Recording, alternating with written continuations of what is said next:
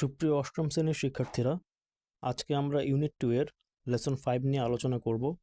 এর অর্থগুলো জানব এবং এর যে অ্যাক্টিভিটিগুলো আছে সেগুলো অর্থসহ জানব। চলো শুরু করা যাক। আমাদের কি আছে লেসন 5-এ? এ লিটল প্ল্যান্ট, যার অর্থ হলো একটি চারা গাছ বা ছোট চারা গাছ। এখানে আমাদের অন্যান্য লেসনের মতো কিওয়ার্ডস আছে দুইটি। ব্যারি অর্থ হলো কবর দেওয়া, এবং আমাদের দ্বিতীয় কিওয়ার্ডটি হলো স্প্রাউট, যার অর্থ অঙ্কুরিত বা ফোটা। এরপর আমাদের এতে কি বলেছে? টক অ্যাবাউট দ্য পিকচার, ছবি সম্পর্কে বলো। আমাদের এখানে কোন ছবির সম্পর্কে বলা হয়েছে? এই যে নিচে আমাদের একটি ছবি আছে, এই ছবির সম্পর্কে বলা হচ্ছে। তো এই ছবির সম্পর্কে আমরা কি বলতে পারি? In the picture I can see a seed from which a little plant has come out. ছবিতে আমি একটি বীজ দেখতে পাই, যা থেকে একটি চারা গাছ বের হয়ে এসেছে। কারণ এই অংশটা আমাদের সিড বা বীজ, এখান থেকে আমাদের কি বের হচ্ছে? একটি চারা গাছ বের হচ্ছে। এরপরে আমাদের কি বলেছে সেটা আমরা পড়ি। এরপর আমাদের বলেছে then read and listen to the poem. তারপর কবিতাটি পড়ো এবং শোনো। তাহলে আমরা কবিতাটি পড়ি। এ লিটল প্ল্যান্ট, একটি চারা গাছ বা একটি ছোট চারা গাছ। In the heart of a seed, একটি বীজের অন্তরে। ব্যারিড ডিপ, সো ডিপ, গভীরে, খুব গভীরে সমাহিত। এ ডিয়ার লিটল প্ল্যান্ট, একটি প্রিয় ছোট চারা গাছ। লে ফাস্ট অ্যাসলিপ, ঘুমন্ত অবস্থায় শায়িত। ওয়েক সেড দ্য ভয়েস, জাগো, কণ্ঠটি বলল। Of the rain drops bright, বৃষ্টির উজ্জ্বল ফোঁটার। প্ল্যান্ট হার্ট, ছোট চারা গাছটি তা শুনল। And rose to see what the wonderful outside world might be, এবং ঘুম থেকে জেগে উঠল দেখতে কতই না সুন্দর হতে পারে বাইরের জগৎ। আমরা কবিতাটি পড়লাম। এবার দেখি নিচে কি বলা আছে আমাদের।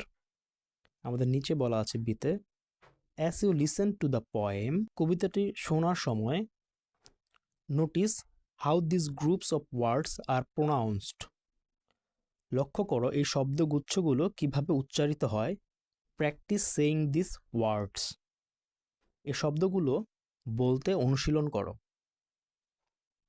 1 নম্বরে আমাদের কি আছে? Seed, deep, asleep, C. 2 নম্বরে আছে হার্ট, ওয়ার্ল্ড। 3 নম্বরে আছে লে, ওয়েক, রেইন। আমাদের সিয়ে কিছু প্রশ্ন আছে, প্রশ্নগুলো দেখি আমরা। সিয়ে বলেছে ask and answer the questions, প্রশ্ন করো এবং উত্তর দাও। প্রথম প্রশ্নটি আমাদের কি আছে? প্রথম প্রশ্নটি আছে where is the little plant sleeping, ছোট চারা গাছটি কোথায় ঘুমাচ্ছে। এটির উত্তর আমরা দেব the little plant is sleeping in the heart of a seed, ছোট চারা গাছটি একটি বীজের ভেতরে ঘুমাচ্ছে। আমার দ্বিতীয় প্রশ্নটি হলো who spoke to the little plant, চারা গাছটির সাথে কে কথা বলেছিল।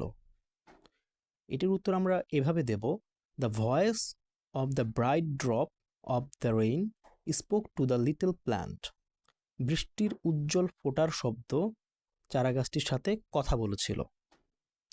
তৃতীয় প্রশ্ন বলেছে what did they want the little plant to do, তারা চারা গাছটিকে দিয়ে কি করাতে চেয়েছিল।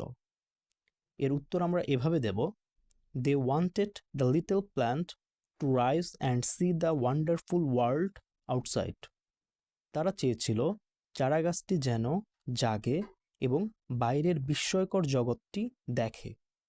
4 নম্বর আমাদের কি বলেছে what to things do plants need in order to grow, বেড়ে ওঠার জন্য চারা গাছের কোন দুটি জিনিসের প্রয়োজন। এর উত্তর আমরা এভাবে দেব plants need water and sunlight to grow, বেড়ে ওঠার জন্য চারাগাছের প্রয়োজন পানি এবং সূর্যের আলো।